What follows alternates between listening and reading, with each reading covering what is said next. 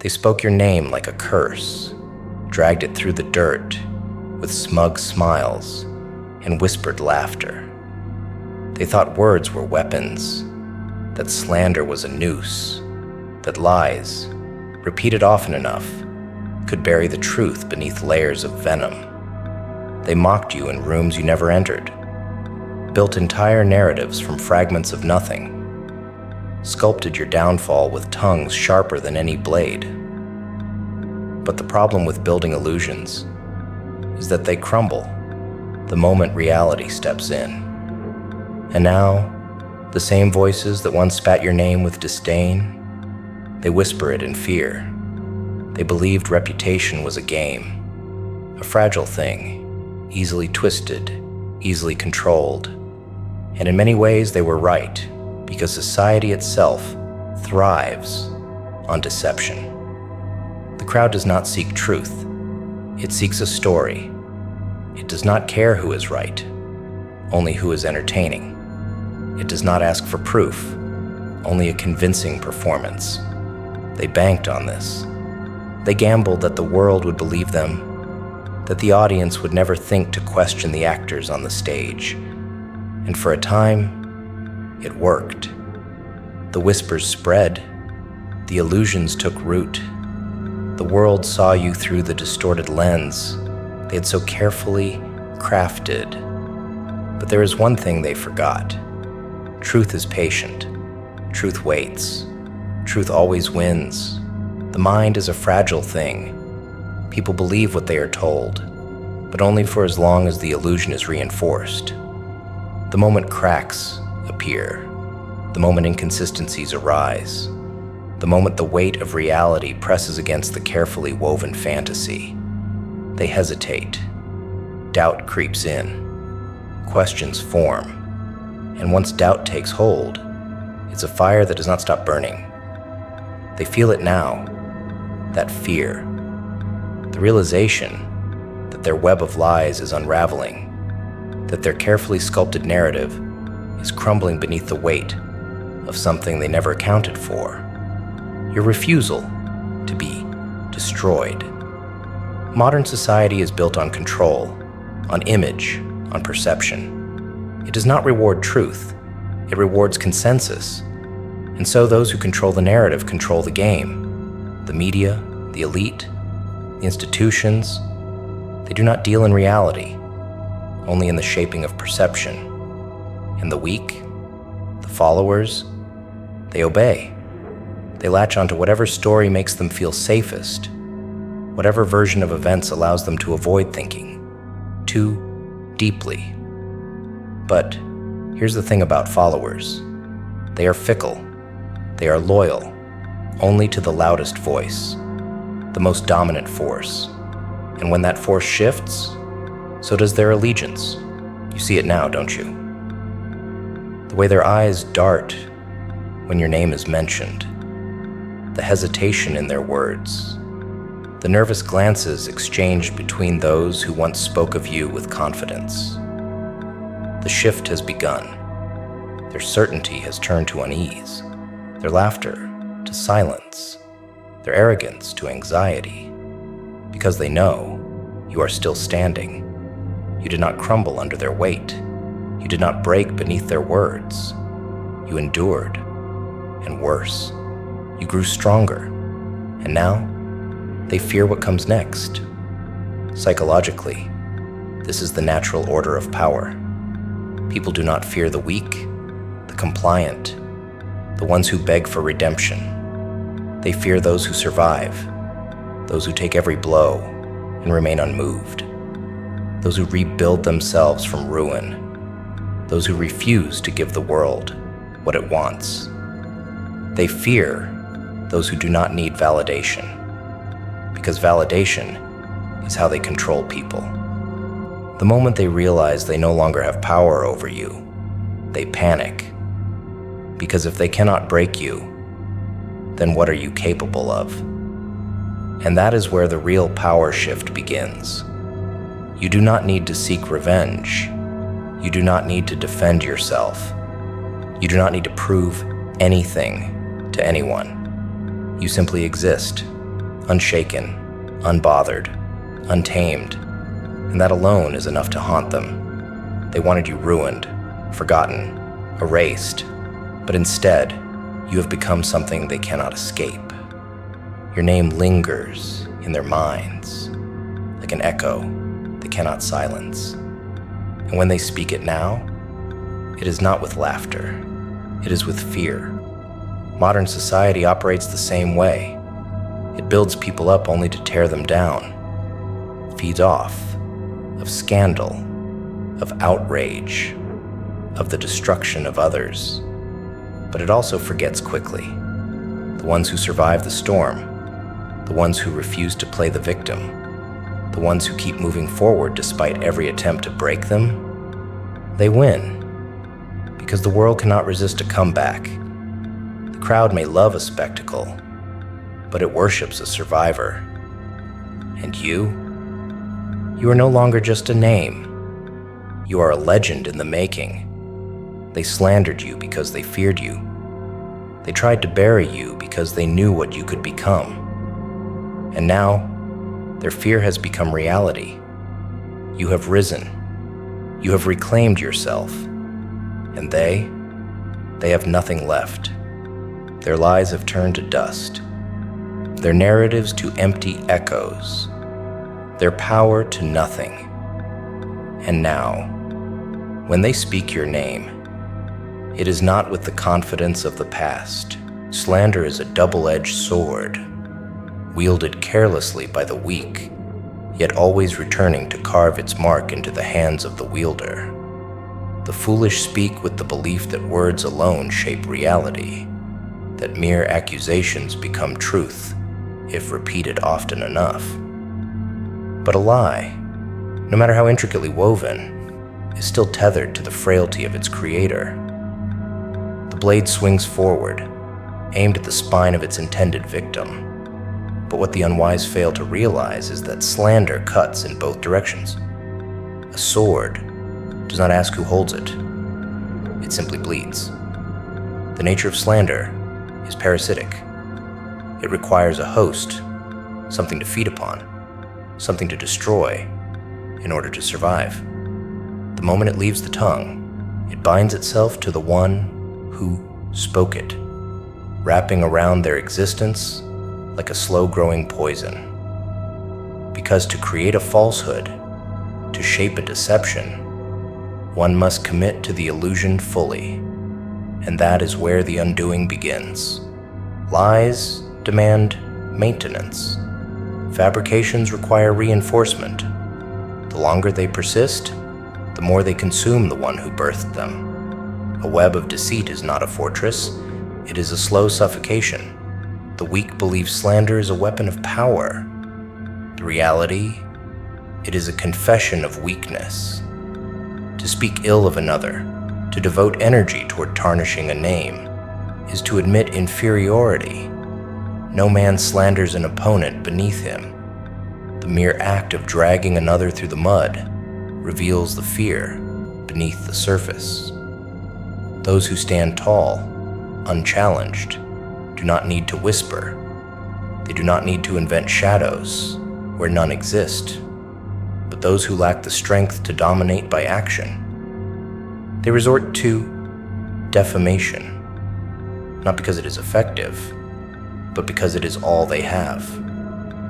A false narrative is a fragile construct, built on shifting sands, upheld only by the desperation of those who fear the truth.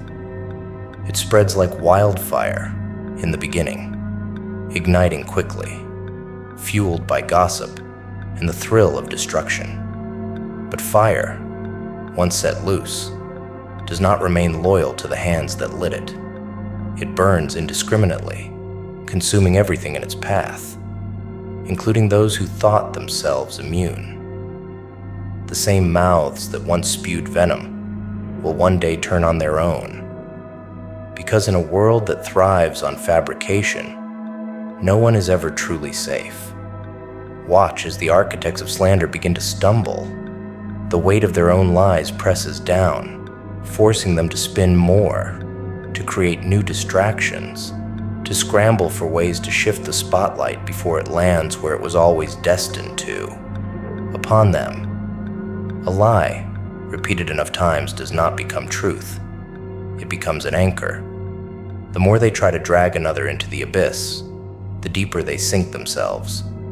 And soon, the world begins to wonder, if one lie existed, how many more followed?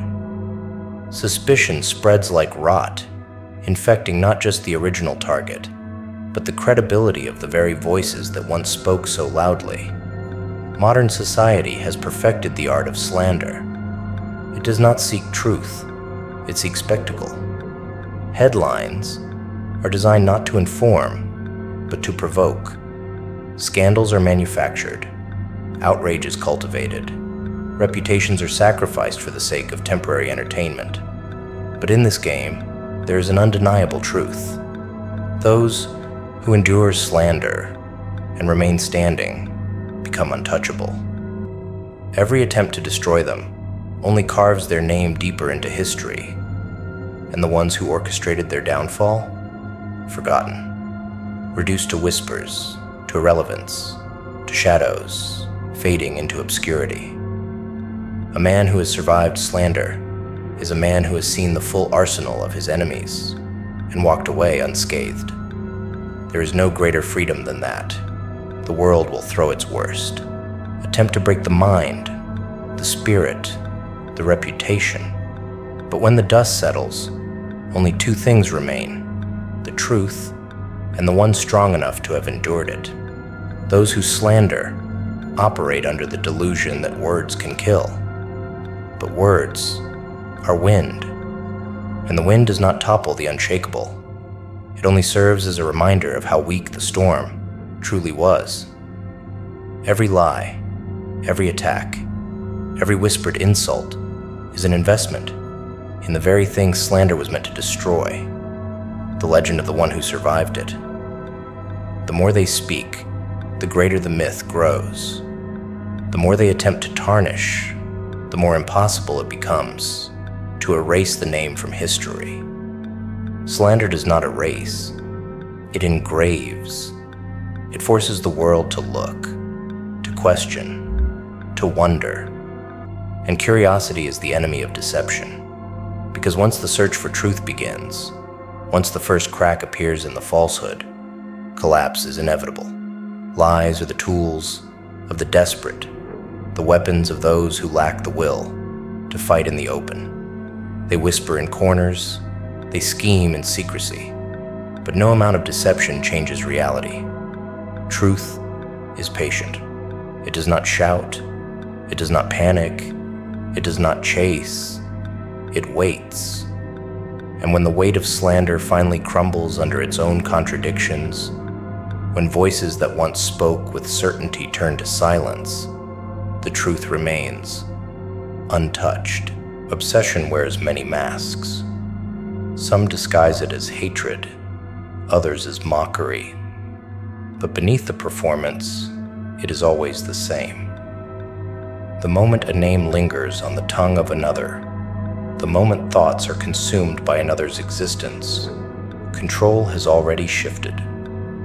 Every whispered insult, every poorly veiled criticism, every bitter remark serves only to tighten the chains of fixation. To be spoken about is to be present, and the more the words flow, the deeper that presence embeds itself into the mind of the speaker. The more they talk, the more they fuel the very fire they wish to extinguish. Silence is the absence of power. That is why words never stop when someone fears irrelevance. The loudest voices belong to those who cannot stand to be forgotten, those who find meaning only in opposition, those who would rather spend their days dissecting another's life than confronting the emptiness of their own. This is the great irony. The one who is hated holds more power than the one who hates, because love and hate are not opposites. The opposite of both is indifference, and there is no greater curse to those who seek control, than being ignored. To speak a name is to carry it, to attach it to thoughts, to let it live within the subconscious, even in loathing. The one who resents most deeply does not cut ties, but feeds them, through words, through thoughts, through a compulsion that cannot be silenced. And so, obsession is born, though it will never be admitted. Those who cannot stop speaking of another are slaves to that very presence. They spend their energy sculpting narratives, twisting perception, convincing others that they do not care. And yet, every breath betrays the truth. The mind does not dwell on what it does not fear. To be hated is to haunt. It is to reside in another's mind, uninvited, untouchable, permanent. It is to watch from a distance as another builds their life around the avoidance of something they can never escape. A name spoken in disdain is still a name spoken, and the longer it remains in circulation, the harder it is to erase. What began as an attempt to destroy becomes an act of preservation, because even a lie, when repeated often enough, becomes its own kind of monument. Most will never understand this law of power. They will assume that those who attack hold the advantage, that noise equates to dominance. But true power is the ability to be, to exist unshaken while others exhaust themselves trying to alter perception. No amount of words can erase what is real. No level of manipulation can outlast truth. And those who fixate will always suffer the most, because their minds become a prison of their own making, a prison that locks its doors from the inside. Obsession breeds exhaustion. To think endlessly of another is to live in servitude, to be bound by a force that dictates focus, speech, emotion. And this is the fate of those who attempt to tear down something greater than themselves. They will never escape it. They will never find peace. Every attempt to diminish only reinforces the reality that they cannot ignore. The words meant to break another become a cage for the one who speaks them. They say the name in anger, in bitterness, in frustration, never realizing that to mention it at all is to surrender to it. This is the great paradox. Silence is freedom. Noise is bondage. And yet, the weak always choose the latter, incapable of realizing the weight they place upon their own backs. They think they are wielding the knife, but in truth, they are the ones bleeding. Each word spoken, each story crafted, each conversation poisoned by another's name is not an attack. It is an admission of powerlessness, an admission of fear, an admission that no matter how hard they try, they cannot stop looking. Some learn too late, some never learn at all. But the truth does not bend. The more a name is repeated, the harder it becomes to erase. The more space it occupies in thought, the less space is left for anything else. And in time, the ones who once sought to destroy will find themselves bound to their own hatred, suffocating under the weight of the obsession they denied. That is the price of fixation. That is the cost of a war fought with words instead of wisdom. The ones who understand this, they do not retaliate. They do not respond. They do not waste breath, correcting the false, fighting the inevitable, explaining themselves to those too blind to see. They simply watch. Watch as the cycle of obsession plays out. Watch as the exhaustion sets in. Watch as the mind that sought to control is instead controlled. And when the dust settles, when the voices grow hoarse, when the energy spent trying to destroy has drained every last ounce of strength, the only thing left standing is the one who never spoke at all. And that is power. That is permanence. That is why the more they talk, the more they lose. Weakness breeds deception. It has no other choice. When reality does not bend in its favor, when strength does not come naturally, when effort is too high a price to pay, illusion becomes the weapon of the feeble. Truth is an obstacle for those who lack power, so they reshape it, twist it, dismantle it until nothing remains but a shadow of what once was. Those who cannot win by merit will always seek victory through manipulation. They do not conquer through action, but through distortion, crafting narratives, poisoning perception, shifting reality to suit their needs. And in doing so, they believe they have leveled the playing field. But deception is a tool of desperation, not dominance. Lies require maintenance. A single fabrication may spread quickly, infecting minds like a virus, but infection demands constant feeding. The moment a lie stops evolving, the moment it stops being reinforced, reality begins to break through. And so those who fight through deception are forced into an endless battle, not against their enemies, but against the truth itself. They must build lie upon lie, must weave new falsehoods to support the old, must drown out reality with a constant barrage of noise. The weak exhaust themselves in this cycle, spending all their energy maintaining the illusion. And that is where the flaw reveals itself. Strength does not require upkeep. Power does not need explanation. But deception is a beast that must always be fed. The reason the weak resort to deception is simple. They understand, deep down, that reality would betray them. They know they cannot stand against truth, cannot withstand scrutiny, cannot win in a world where merit determines the victor. And so, they attempt to make their opponents small. They manufacture doubt, sow division, erode confidence in those who would otherwise rise above them. It is never about truth. It is about control. If reality cannot be conquered, then it must be obscured. If strength cannot be matched, then it must be diminished. This pattern is not new. It is ancient. It is the coward's way, the tactic of those who have always lurked in shadows, too afraid to step into the light of confrontation.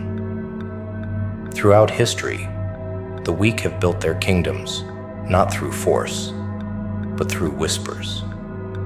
They turn allies against each other, discredit those who threaten their comfort, ensure that the strong are always burdened with distractions, with doubt, with unnecessary battles. And in doing so, they hope to avoid what they fear most, being seen for what they truly are. Because once exposed, once stripped of their illusions, the weak are left with nothing. Their power, their influence, their carefully crafted image dissolves the moment truth steps forward. This is why those who rely on deception never truly win. They may appear victorious for a time, may convince the world of their superiority, may even enjoy the illusion of dominance. But illusions do not last. The foundation of deceit is brittle and cracks always form. Time favors the truth, and no matter how well deception is built, it cannot withstand the weight of reality forever. The stronger do not need to play this game. The stronger do not need to fabricate victories. The stronger are victorious, whether recognized or not. The truly dangerous are the ones who do not shrink under slander, who do not bend under deception, who do not engage in the pathetic warfare of the weak. They do not explain themselves to liars. They do not seek validation from the easily manipulated. They do not waste time proving their worth to those who have already decided to distort it. The strongest understand that the only thing deception fears is time. Time will unravel lies. Time will expose the truth. Time will ensure that those who fought through deception are buried beneath the weight of their own falseness. Modern society thrives on deception because it thrives on weakness. It rewards performance over reality, spectacle over substance, the carefully crafted illusion of greatness over the difficult journey of true achievement. The weak have learned to play this game well, presenting themselves as authorities, as victors, as untouchable forces of influence. But none of it is real. The moment they are tested, the moment they are stripped of their carefully controlled environment, they crumble because they have built themselves on nothing, and nothing cannot hold its shape for long. This is the fate of those who fight through deception. Their victories are illusions. Their weapons are empty. Their power is borrowed. They are nothing more than ghosts, screaming into the wind, hoping that if they shout loud enough, the world will not notice how fragile they are. And when that day comes, those who built themselves on deception will face the only thing they ever truly feared: reality. And reality does not negotiate. Reality does not take pity. Reality does not entertain the fantasies of the weak. It erases them.